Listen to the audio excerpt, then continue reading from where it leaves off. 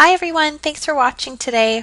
Today we're talking about the financial statement basics, and I'm your instructor, Brandy. So today when we look at the financial statements, keep in mind that this is at a very basic level. So as you go further and further in the course, you're going to learn more about the financial statements, and you're going to keep adding and building on to the stuff that you're learning today in this tutorial.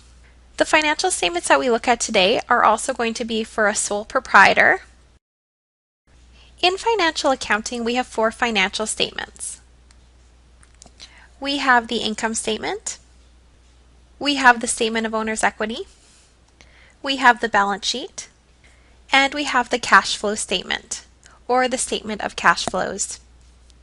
In this video today, we are going to be looking at the first three financial statements. We're going to be looking at the income statement, the statement of owner's equity, and the balance sheet. Whenever we're making financial statements in financial accounting, we always start with the income statement. We make the statement of owner's equity next, and then the balance sheet. And this will become very apparent in just a minute when I show you how to make these statements. So when we're talking about financial statements today, let's pretend that we have a bookkeeping company. And this bookkeeping company is called Sarah's Bookkeeping. Remember that the first financial statement we create is the income statement. And at the top of every single financial statement that we make, we are going to have three things. The first thing is going to be the company name, so in this case, Sarah's Bookkeeping. The next thing we're going to put is going to be the statement name. The first statement we make is the income statement, so let's write that. The next thing that we're going to write is the date or the period of time. An income statement is always for a period of time, so your income statement should either have for the year ended and then the date, or for the month ended and then the date. It depends what period of time you're looking at. For this income statement here, let's pretend that we're looking at for the year ended. So we're making an income statement for Sarah's Bookkeeping for the year ended December 31st, 2014. The income statement shows two major categories of accounts. It shows our revenues and our expenses. Remember, way back from our first video, the accounting equation, revenues are the amount of money we charge per hour or per project, or when you sell something, that's the amount you charge per product. The income statement shows revenues minus expenses to give you net income. A bookkeeping company is a service organization, so we're going to call this service revenue. And Sarah's going to have $10,000 worth of service revenue. The next major category of account on the income statement is expenses. Expenses are things that you have to pay for in the course of doing business. So your rent, your utilities, your phone, if you have to pay employee salaries, all sorts of things like that are expenses. So again, revenues minus expenses gives you net income. In this case, Sarah has service revenue of $10,000, total expenses of $3,000 to give her net income of $7,000. And I'm just going to put a little star beside this $7,000 net income number right here, because you're going to see on the next statement we make, we are going to use this number. That's why it's very important that we make the income statement first. So the next statement we're going to make today is a statement of owner's equity. So first thing we're going to put at the top is a name, Sarah's Bookkeeping. The next thing is the statement name, so in this case, the statement of owner's equity.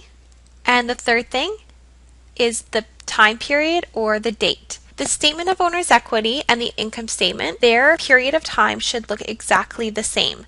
So in our case, we were looking at for the year ended December 31st, 2014, the statement of owner's equity will be the exact same.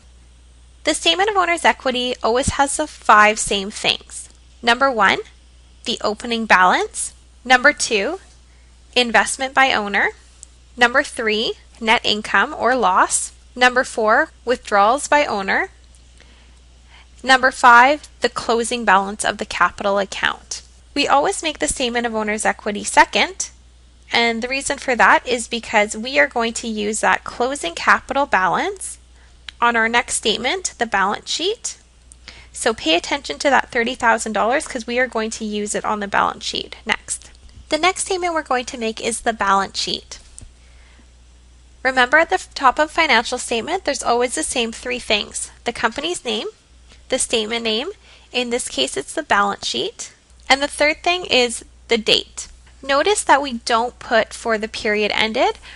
The balance sheet has accounts that we just look at a point in time. The balance sheet is concerned with the accounting equation. So if you remember back to our video about the accounting equation, our accounting equation was assets equals liabilities plus owner's equity. And that's exactly what the balance sheet is showing. That's what we're trying to balance. We're trying to balance assets on one side and liabilities and owner's equity on the other side. Now we're going to fill in what goes into each of the categories. Remember back to our discussion about different types of accounts, that assets have a future benefit. So those are accounts like cash, office supplies, and equipment.